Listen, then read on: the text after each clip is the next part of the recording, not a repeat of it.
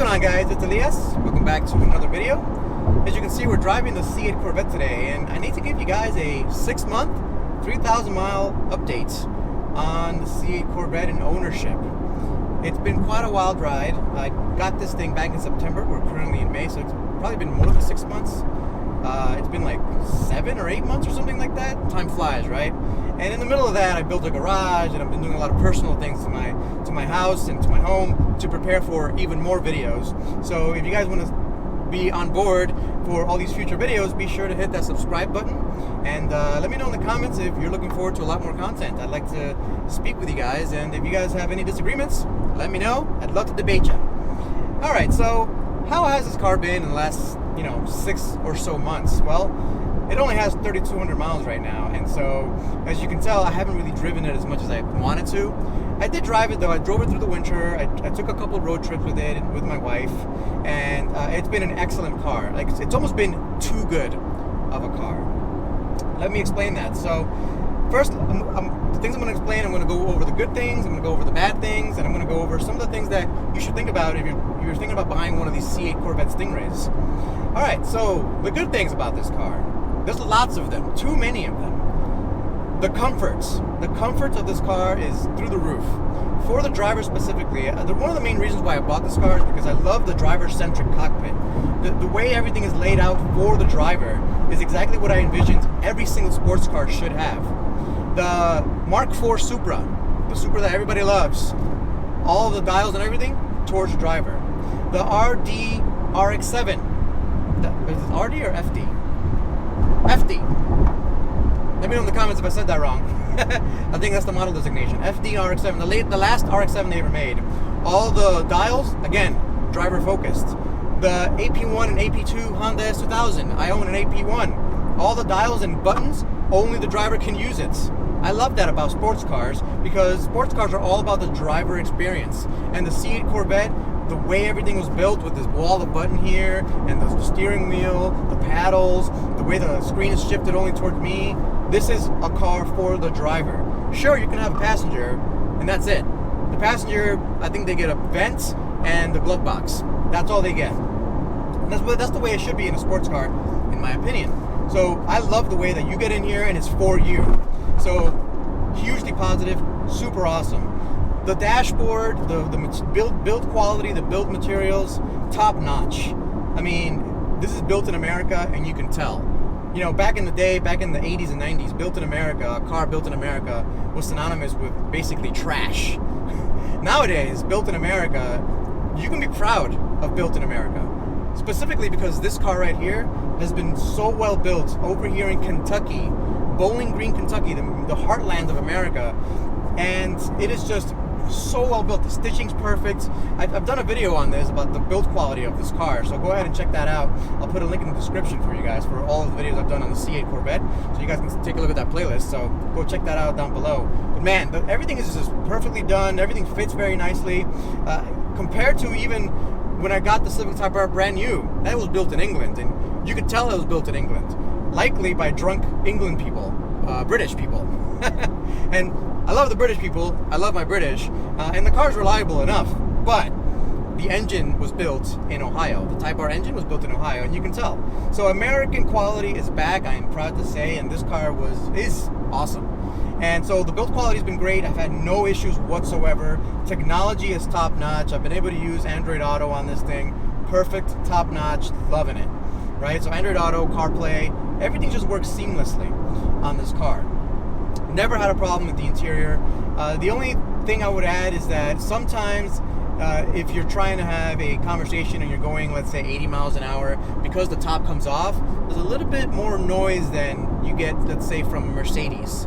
But if you drive a Civic, for example, it's actually less noisy. So keep that in mind. The other thing is, you're driving a Corvette, you're inside, you're comfortable, and you almost forget that you're driving a very special car. So on the outside, this is a red Corvette, and everyone stares at it, looks at it. They're like, what the heck is this? Especially in the areas that I live. I live in the woods, right? So we're mountain people. We're woods people. Pretty soon, I'm going to be a Florida man. So, yeah, those are my people, right? I am that person, right? So normally you see just crazy pickup trucks, lifted pickup trucks, diesel pickup trucks. That's what you see. So when people see this drive by, they're like, what the heck is that doing here? And I get that everywhere. I've driven this in New York City, same reactions. I've driven this all over the place, and everyone stares at it. Everyone does the oh, what is that, right? That kind of thing. And my obligatory response is to pull the paddles and nice rev it. Love that about this car, that you can pull both paddles. It's in neutral. You'll rev it out, get a nice little blip for the folks, and then you can put it back, let it go, and it'll go right back to its regular gear. Love that about this car. Launch control. I also did a video of me testing out launch control for the first time. Blown away. It is a rocket ship. I don't understand how they're able to do it so fast, but my God, this thing is a rocket ship. I believe under 3 seconds, 0 to 60, for sure. I actually tested it, and it was under 3 seconds. And this is on regular back roads in Pennsylvania, not prepared roads. It was incredible.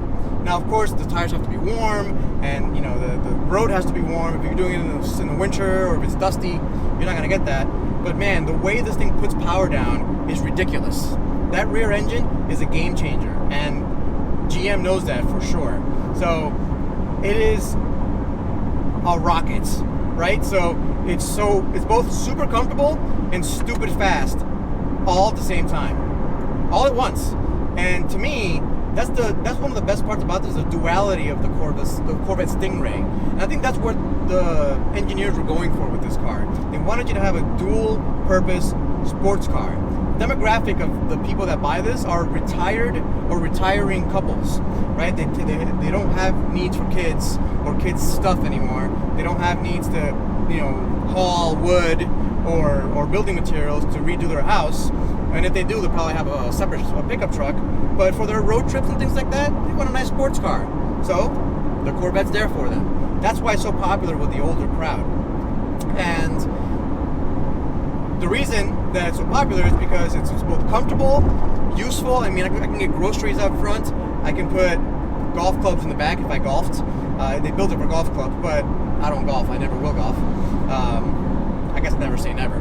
But they do. You can put all kinds of stuff in here. And like I said, I've done road trips with my wife. Both my wife and I, super comfortable with this mag ride.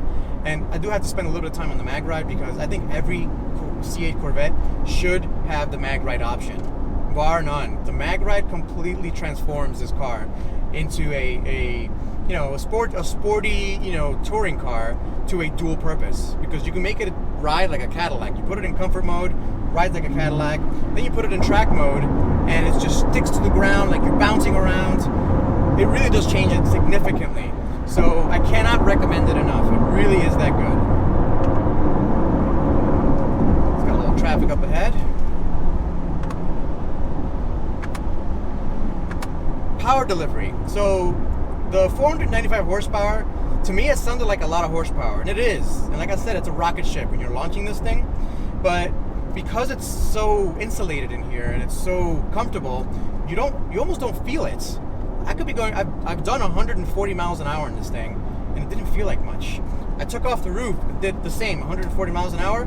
Then it started feeling like something, right? But it still doesn't really feel like you're going that fast. I do 120 in, for example, my Civic Type R, and I feel like I'm flying.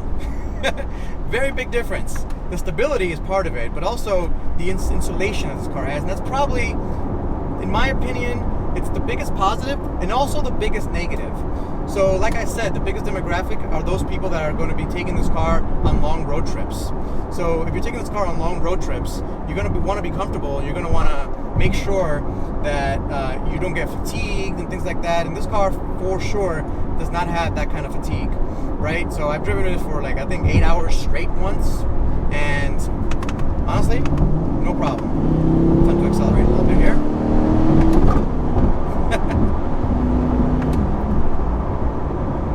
Seamless power. And so that's the best part about that. Now, the bad part about it being so refined is that it's not that exciting.